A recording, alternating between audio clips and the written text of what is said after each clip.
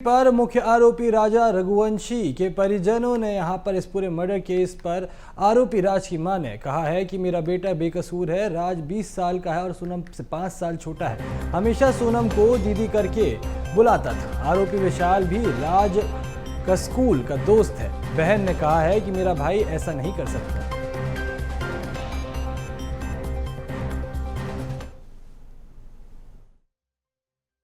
राज को फंसाया गया है। राज का जो परिवार है वो गुहार लगा रहा है कि उनका भाई ऐसा नहीं कर सकता। वो सोनम से 5 साल छोटा है और सोनम को दीदी कहता था। मेरे साथ शिवानी की बहन है।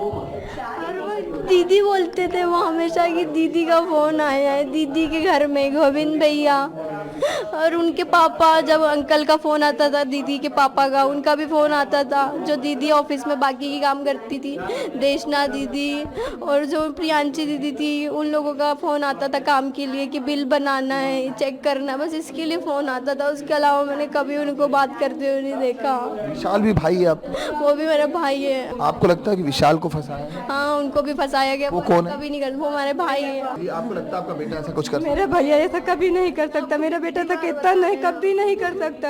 आप सोचो भैया 20 साल का करता था अपने लिए। कभी उसने, जब से हमारे पापा आप भी सोचो, आप ही का बच्चा होएगा, अब कोई नहीं उसके आगे पीछे होगा तो अपने माँ बहनों की जिम्मेदारी समझेगा। किसी की कत्ल करेगा, किसके सहारे करेगा? उसके कौन कोई आगे पीछे बैठा था कि कोई ऐसा काम वो कर सकता है? आप अपने दिमाग से क्यों नहीं भैया सोचते? क्यों मेरे बच्चे? आपकी क्या अपील है? आप क्या चाहते हैं? मैं अपील यही कि मेरा बच्चा बेगुनाह साबित हो। मेरा बच्चा कभी ऐसा कुछ काम नहीं करा। राजा के पिता कब शाद हुए? तब से वो जिम्मेदारी? हम 2020 तब से राजा सबका ध्यान रखता था। जब से पहले कपड़ा मार, तब से उनने 5 साल हो गए, उनने अपने लिए कभी एक कपड़ा नहीं खरीदा। जो कभी अपने बर्थडे में भी अपने लिए कुछ नहीं लेते थे। सिर्फ आप ये बताइए कि सोनम को आप जानते थे क्या? भैया अब मैं कितनी बार बोलूं कि काम करती थी, तो आप जहाँ काम करोगे तो आपके घर वाले नाम तो सब कोई जानेंगे ना।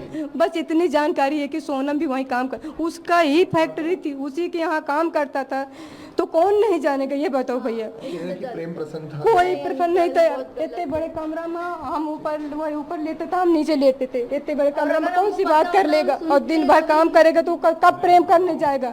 भैया ये बताओ, ये तो दीदी दीदी करके बोलता था, इतने सबके सामने पूरी कंपनी में काम करता था। ये कोई दाल चावल तो नहीं कि खा लिया, कैसे ऐसे काम करता था। आज तक क्यों नहीं कोई सुना? और किसी से पूछो, मेरा बच्चा कभी बात नहीं कर, सब कोई तो रहता था। आपने आखिरी बार राज को कब देखा? परसों 6 बजे। परसों 6 बजे तक, परसों 6 बजे तो यहीं से गया। बोलता मम्मी मैं मंदिर जा रहा हूँ, मेरे कपड़े निकाल दो।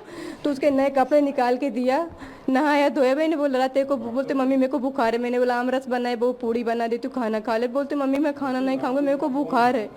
मैंने बोला डॉक्टर को दिखा देना, बस चल गए। और परिवार गुहार लगा रहा है कि बस राज बेगुनाह निकले। हालांकि पुलिस इस पूरे मामले की जांच कर रही है। कैमरा पर्सन गणेश चौहान के साथ भारत पाटिल, BSTV।